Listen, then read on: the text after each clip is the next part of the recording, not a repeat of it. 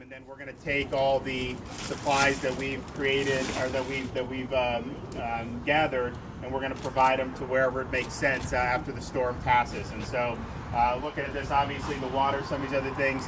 When Matthew hit, that hit my district, and we're doing a lot, and obviously we were involved with trying to help this, but we didn't have Madison yet. Madison came after Matthew.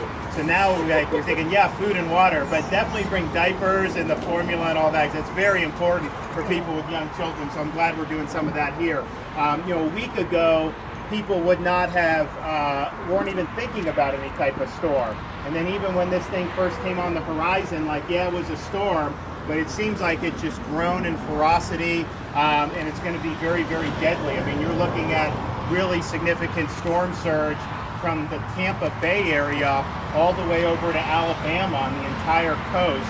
And obviously some of the areas you're going to have potentially 10 plus feet of storm surge. And so most people, I think, heeded the warnings to get out.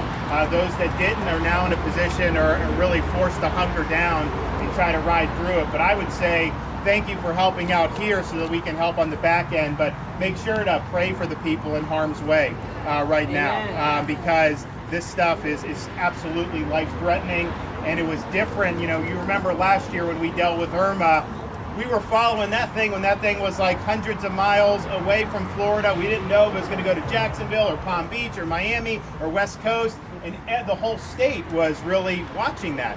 This one kind of snuck up on us, and I just fear that maybe some folks didn't think it was going to be as strong or didn't heed the warnings, and so keep them in your thoughts and prayers. And then we'll obviously want to make sure. I know Governor Scott has been all over this. I was able to talk to him yesterday. He's concerned about the storm surge. The wind and rain is tough. Obviously, that can do a lot of damage, but there's really no way if you're caught in a 12-foot of storm surge. I mean, that's just life-threatening, and there's no two ways about it. So keep them in your thoughts and prayers. Once this passes, obviously we want to make sure that the people who need that assistance on the ground are going to get that. And I know that Governor Scott has a lot of resources ready. I know some of the power resources are being mobilized as well, try to get people's power back on. So keep them in your thoughts and prayers. And look, for the veterans community here in Florida, to me, we're a great state for veterans. We're a great state for having a good military footprint. Northeast Florida is one of the best veterans communities in the entire country. Not only because we have the active duty footprint, but also for the number of people who leave the military and decide to stay in Northeast Florida. And so as a veteran, it's something that obviously I appreciate. I was serving for a time at Mayport Naval Station right here on our coast, and have gotten to know a lot of people in the community from the military perspective. As a congressman, veterans issues have been very, very important to me. We've worked very hard on PTS treatment for veterans who come back with those emotional scars from war. And you have groups in the Northeast Florida area like Canines for Warriors that have worked to try to solve that problem. We've worked in the Congress to get the VA to do a pilot program with these service dogs, because I think that that's something that could save lives and has saved lives. So as governor, we're going to continue to focus on being there for our veterans.